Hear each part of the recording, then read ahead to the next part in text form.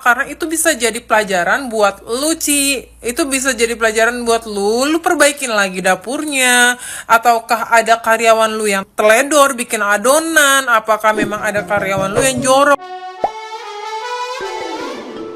Bika Ambon yang dijual Cimehong kembali menuai sorotan. Kali ini Tasya yang mengkritik makanan yang konon dijual dengan harga selangit tersebut. Dalam kontennya, Tasya bahkan sampai tidak sanggup mereview Bika Ambon Cimehong lantaran diduga terdapat kutu di adonannya. Selain diduga ada kutu, Tasya juga mengeluhkan kualitas Bika Ambon produk Cimehong tersebut. Pasalnya, Bika Ambonnya juga keras. Diduga konten review itulah yang ditanggapi Cimehong di siaran langsungnya yang diviralkan kembali oleh beberapa akun di media sosial. Cimehong awalnya merespon pertanyaan mengapa kritikan Tasya melalui chat pribadi tidak ditanggapi. Namun setelahnya Cimehong justru menilai Tasya berusaha mendapatkan cuan dari konten reviewnya tersebut. Pernyataan Cimehong ini membuatnya menuai banyak kritikan dari netizen yang budiman, sebab terkesan tidak mau berbenah atas kekurangan jualannya. Meski tidak sedikit juga yang berbalik mencibir Tasya karena mencoba mencari keuntungan dari membuat konten review Bika Ambon tersebut. Tapi kenapa chat Tasya nggak direspon lagi? Itu mereka up supaya lebih pikiran lagi. Mereka up di YouTube, biarkan ada iklan-iklan itu. Mereka dapat duit, teman-teman. Mereka dapat duit ya. Kalau saya asli, saya nggak ada YouTube. Yang masukin saya YouTube itu orang lain. Saya jadi nggak kebagian duit. Saya jualan asli, nggak cari duit dari YouTube, nggak. Begini aja dia up supaya orang pengen tahu. Bukanlah YouTube dapat iklan, dapat duit. Saya tidak, sorry ya, benar-benar. Jadi teman-teman harus ngerti ya, kenapa orang-orang meng-up ya, supaya bisa dapat duit ya, dapat duit dari situ. Jadi tolong teman-teman, nggak usah diviralkan. Kenapa saya nggak tanggapin? Nah, gimana nih menurut netizen yang terhormat? Silakan berkomentar ya. Mohon maaf nih, gue harus ngomong lagi ya. Si Tasya nge-review dibilangnya masukin YouTube buat dapet duit. OMG, buat dapet duit katanya. Terus si Sally gerebek dapurnya Mami Toko, di komen cair, kilingan, aduh, gubrak. Gue komen dibilang VT-nya sepi kalau nggak bahas dia. Astagfirullah. Aduh, gue ngebahas Mami Toko pun dibilang cair. Tasya malah dapat uang dari Cimehong. Kok bisa? Iya, menurut Cimehong, Tasya itu dengan sengaja mengupload konten tersebut ke YouTube supaya kita semua nih para netizen berbondong-bondong menonton video yang ada di kanal YouTube-nya si Tasya supaya Tasya dapat AdSense, dapat cuan dari situ. Nah, maka dari itu tuh Tasya nggak dibales DM-nya sama Cimehong karena Cimehong katanya nggak mau kasih panggung buat Tasya. Kalau lo nggak percaya, Cimehong aja berkata demikian gitu. Jadi ini kali ini tenang, Tasya nggak pansos, tapi cari cuan sama Cimehong. Keren, tuh thumbs up. Pemikirannya luar biasa. Cimehong ini mentalnya emang top banget sih. Walaupun lagi disorot di sana sini, tapi dia tetap gak bergeming gitu. Tetap lempar kaleng Wisman gitu. Ini yang pada kritik nih nggak takut nih dilempar kaleng Wisman sama Cimehong nih. Salah satu hal yang aku pelajari dari Cimehong ini adalah ketekunan dan ketegasan dia ya untuk membela bisa dia. Walaupun dalam bisnis itu sebenarnya pasti adalah mungkin 1-2 kali kita melakukan kesalahan yang tidak disengaja ya gitu. Kayak misalnya dalam kasusnya Cimehong kan dia Bika Ambonnya katanya ada binatangnya gitu. Ya sebenarnya bisa aja terjadi kalau namanya manusia ya, karena manusia tuh kadang mungkin lupa atau hilaf gitu, nggak sengaja gitu, bukan sesuatu yang disengajakan ditaruh ya kan, nggak mungkin dia gitu. Nah yang jadi masalah adalah mungkin karena mereka para customer ini yang komplain itu dibikinin konten terus di media sosial gitu, nggak komplain langsung datang ke orang yang mungkin mungkin jadi bikin Cimehong ini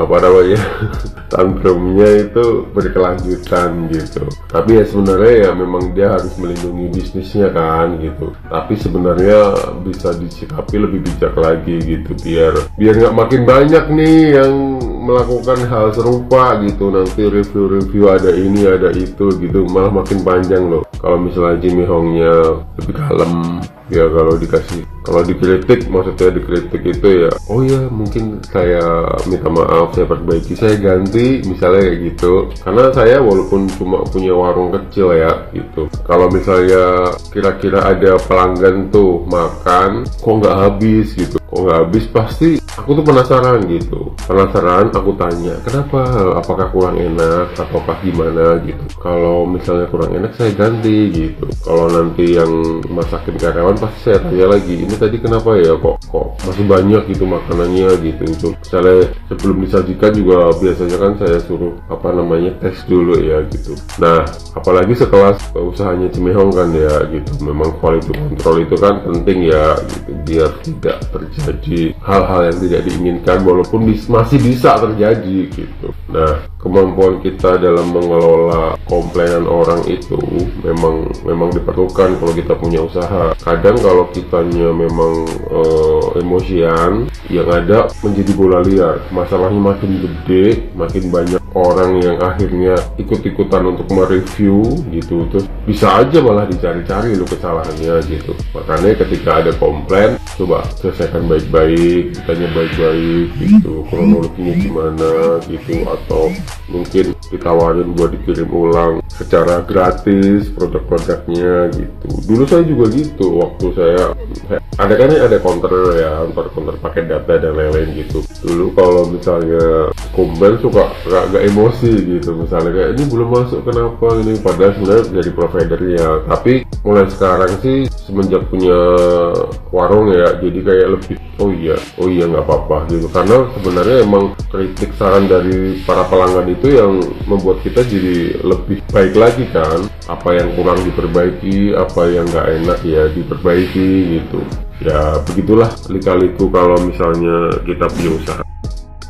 Guys, gue tahu kalian pasti udah pada nonton YouTube-nya Katashi yang dia mereview Bika Ambonnya Cimehong. Lagi-lagi di situ terdapat serangga ya. Yang gue lihat sih kayaknya itu tuh kutu tepung kali ya. Kayaknya mungkin apa dia ngadon yang nggak diayak atau gimana segala macam. Tapi apapun itu tetap aja itu ada hewannya di situ, dan itu nggak cuma satu guys ya. Itu ada beberapa. Yang seperti kemarin gue bilang, kalau sampai ada serangga 1 biji aja, kalau gue nggak mungkin lanjut makan. Kenapa? Karena nggak menutup kemungkinan di sisi lainnya itu ada lagi gitu. Jadi gue nggak mungkin makan kalau udah ada 1 biji aja. Jangankan 1 biji, ini banyak cuy. Terus di VT gue yang kemarin yang gue sempat bahas Cimehong, itu banyak banget yang komen awas Ci di blok lu sama Cimehong. Dan ternyata bener guys, gue udah di blok, dan itu nggak masalah ya buat gue. Dan kayak udah suatu kewajaran aja kalau memang dia blok gua atau dia ngeblok yang menurut dia ya dia nggak suka gitu. Jadi itu wajar guys, dan gua nggak permasalahin itu, dan gua bodo amat gitu. Cuman yang gua sangat-sangat shock dan gua sangat nggak menyangka respon dari Cimehong soal review Katashi itu tuh jelas banget itu bukan disengaja, karena itu memang udah di dalam adonan dan itu menempel di adonan ya. Jadi bisa dibedain kalau misalnya hewan itu disengaja, itu nggak akan nempel. Lu kira diapain itu binatang sampai nempel gitu? Dilem pakai ibon? Apa Bika Ambon itu dikorek-korek dulu terus hewannya dimasukin terus ditambah lagi gitu? Nggak bisa cuy. Saran dari gue buat Cimehong ini kan konten belakangannya ini kan udah religius banget gitu ya, udah sampai nyanyi puji-pujian di dapurnya gitu kan. Kenapa sih Ci nggak bisa berpikir yang positif dikit gitu? Harusnya lu tuh merasa bersyukur karena ada yang review dan memberitahu kalau memang ada hewannya di situ ya. Kenapa? Karena itu bisa jadi pelajaran buat lu Ci. Itu bisa jadi pelajaran buat lu perbaikin lagi dapurnya, ataukah ada karyawan lu yang teledor bikin adonan, apakah memang ada karyawan lu yang jorok. Jadi lu tuh bisa mereview ulang gitu, lu tuh bisa ngecek ulang gitu. tentang kebersihan, tentang apapun itu gitu. Apalagi kan ini soal makanan, dan lu kan bukan yang ecek-ecek, katanya lu kan premium nih kualitasnya. Menurut gua ya udah dijadiin pembelajaran gitu, Ci. Kalau memang lu nggak mau minta maaf ya udah nggak apa-apa, dijadiin pembelajaran ke depannya. Lu perbaiki dapurnya, dibersihin, kalau perlu ganti dapur ya kan, ganti ubin-ubin yang udah berkerak-kerak gitu kan. Kalau memang itu kelihatan ubinnya kotor dan udah nggak bisa dibersihin, ganti ubin. Kalau nggak, ganti dapurnya. Kan lu banyak duit, Ci, udah bisa sampai operasi muka segala. Daripada lu operasi muka, mendingan tuh perbaikin dulu kebersihannya, perbaikin dulu dapurnya, ganti dulu dapurnya. Biar apa? Biar kedepannya kalau ada yang jelek-jelekin lu lagi, lu bisa buktiin kalau lu tuh udah berubah gitu. Jadi menurut gue kayak nggak guna aja lu bikin konten tentang religius banget, tapi lu nggak bisa positive thinking gitu. Yang ada lu tuh cuman bisanya negative thinking doang. Lu ngerasa yang nge-review lu itu cuman mau menjatuhkan lu doang, padahal itu baik lo buat lu.